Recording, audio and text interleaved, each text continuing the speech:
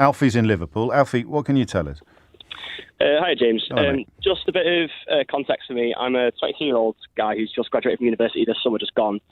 And my dissertation was on, actually it started on a discussion about social media, but I just ended up having to write it about sort of incel culture and how it develops and where it sort of comes from and what the sort of solution is, because once you do begin to read into it, you begin to realise there's a much wider web of issues that all contribute to this sort of problem. I'm sure.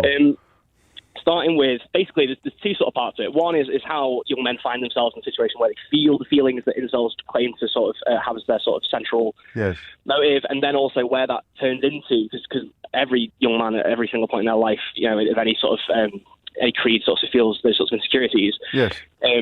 Is how that turns into aggression and violence and just the nasty side of it afterwards, because there is a fundamental difference there. It sort of starts with, if you picture the sort of life of a 13-year-old, 14-year-old, 15-year-old lad, or even getting older. You know, I'm 23 and I remember having social media when I was that age, but nowhere near in the capacity that it's sort of involved in the lives of young people now. It goes back to this classic thing that sex sells, and that sort of sexualized content, and not necessarily sexually explicit, but on that sort of grey area content is everywhere at the moment. And don't get me wrong, I'm not for a minute suggesting that that's the problem at all. I think that it's a good thing that we've all got so much freedom of expression, so much ability to sort of access those spaces. But if you put your mind, it's easier to get the sense that everybody else is having loads of sex. Yeah. Is that every single person in the world who's all over your phone screens, all over your mates' phone screens, all over your computer, on your iPad, on the YouTube content you're watching, on the TikTok you're watching, everything is, at least in some capacity, sharing a sexually explicit level of content. And again, I'm not this sort of hard-line Christian believer that you. No, hey, listen, you don't have to justify any of this. So you pretend you're still at university, and this is I'm your tutor. Imagine. God, so then, can't help you. Yes. I've done better than a year off COVID. It just means that when you are sat at home by yourself in bed at 10 p.m. and you should be in bed for school tomorrow, and you flick into the TikTok and you just see, you know, I don't need to describe it, but lots of sort of that content, you feel, well, yeah, why am I not part of this world? Why can't I be part of this world? And then you tie that in with, you know, the insecurity that most young men feel anyway in school about their position in the social hierarchy and how sex plays into that. Yes. So all of a sudden you end up with a nation of young men who feel it's way more insecure about their sort of place in the sort of sexual hierarchy than they have done in generations before. And interestingly, the data sort of suggests that young people are actually having more sex than ever now, and that people are also more open about it and talking about it, which again are all good things. But unless you're feeling left out, in which case they're worse. Exactly. Or that's not. Well, I think a bit of the nuance here is that you're not even necessarily feeling left out because you are nervous or you don't feel confident. If you're just a normal, average 14-year-old or 15-year-old or 16-year-old, 17-year-old who just isn't having that much sex, which most 17-year-olds aren't. Yeah. It means that you feel like everyone else is, and it feels like you're missing out on this big party that's going on that you're not a part of. And how do I then leap to hating women?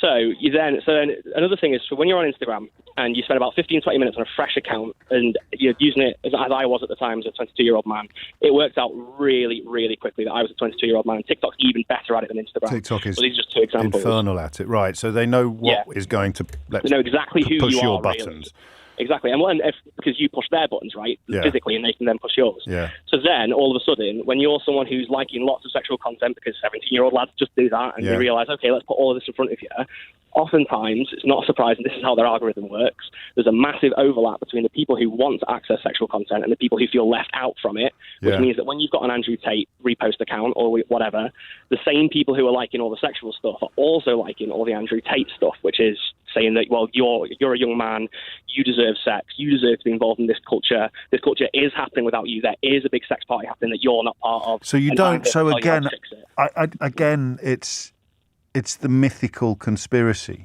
It's the idea. Okay, that's it then.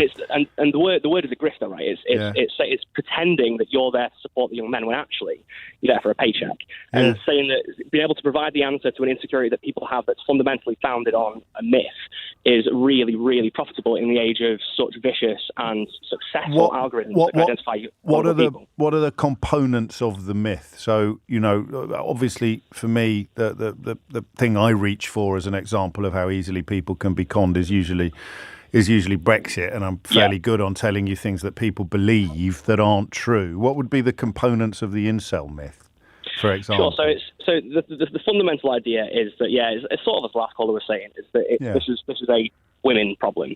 It's the problem isn't about you being able to identify your own reality and identify the sort of parts of your personality that you might want to change if you want to change the output of your lifestyle. Right. But it's actually more so that it's people are withholding this from you, that you deserve it and it's a right that belongs to you, just like everyone is, just like you see all the influencers doing on the internet.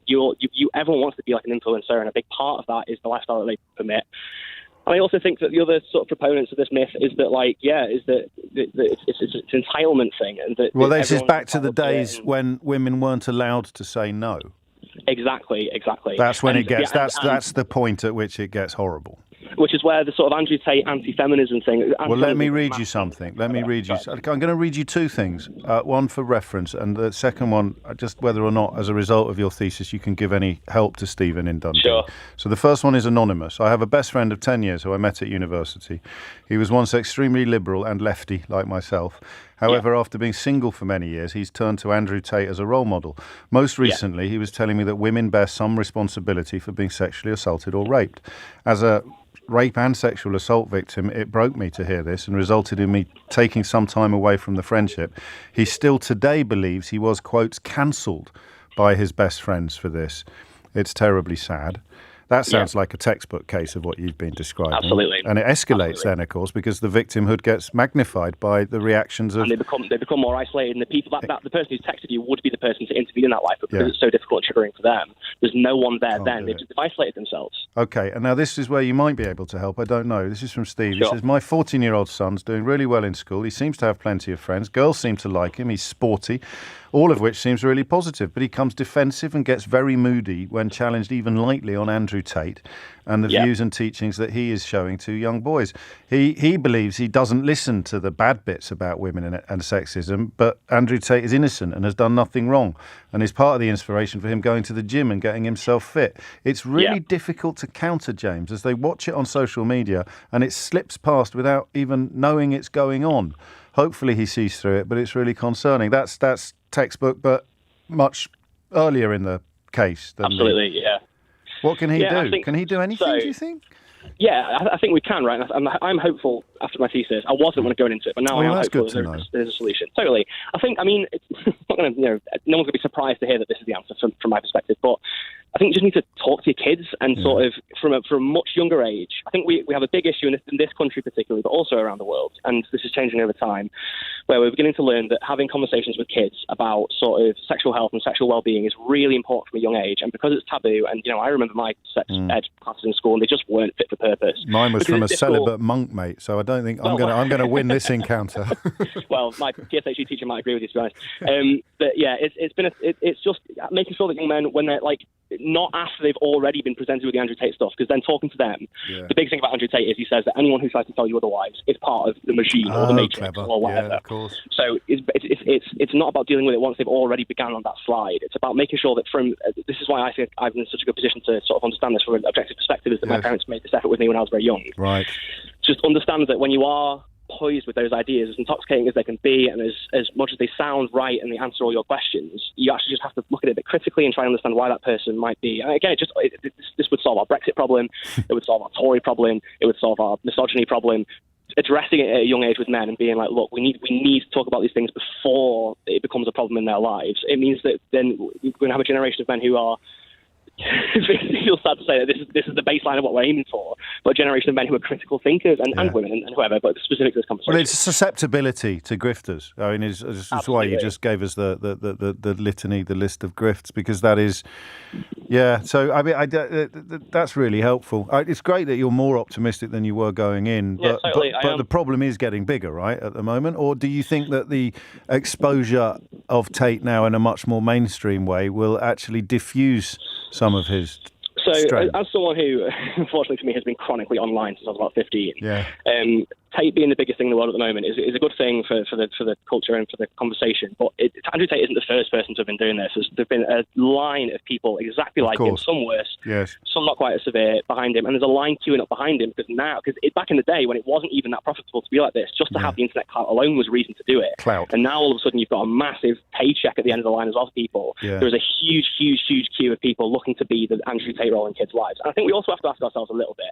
why Andrew Tate was so popular. Part of it is because young men are lacking really good, positive role models at the moment. I think that's because we live in a culture where everyone seems to disagree everywhere, and there's no one answer. And I think your dad becomes or your mum, indeed, but your parental figure seems to be that boring loser at home who tells you to go to bed early. You're not going to listen to them about sort of bigger issues that other cool people on social media who you're staying up to watch are telling you, right? And it means that we've got to make sure that as people and as people putting our output into the world, we are good young role models for young men who can access. It's like I was saying, that person who became so isolated because all their friends just didn't want to associate with them anymore. All of a sudden, who is there in their life to tell them and challenge them? There's no one. So then they're just free falling through this rabbit hole. And as you know, as the calls have said before, and as we know with all forms of extremism, once you're in and there's no one there to challenge it, it is an absolute free fall, and you find yourself at the bottom very quickly, and you find yourself with domestic terrorists who are happy to take action violent, and that can be as far as, sort of making a woman feel uncomfortable by the way they talk to her, all the way up to actual violence. It means that we have this horrible problem on our hands. Or victim blaming as well as a sort of entry level offence. Entry level offence. What did you get in your degree? I got 2-1. You're joking. You were robbed. You were absolutely robbed. You're telling me. You're telling me, mate. Get me a professor on the line now. This is outrageous. Discrimination. Well done. To be fair, James, I only went to 3 lectures in my last year. I absolutely swerved it. So to take the 2, I'll absolutely take it. Take the win. I took a leaf out of your book, mate. BS and our way to the end. Oh, fantastic. Thank you, Alfie. We'll talk again, I sense. I look forward to it as well. It's 12:46.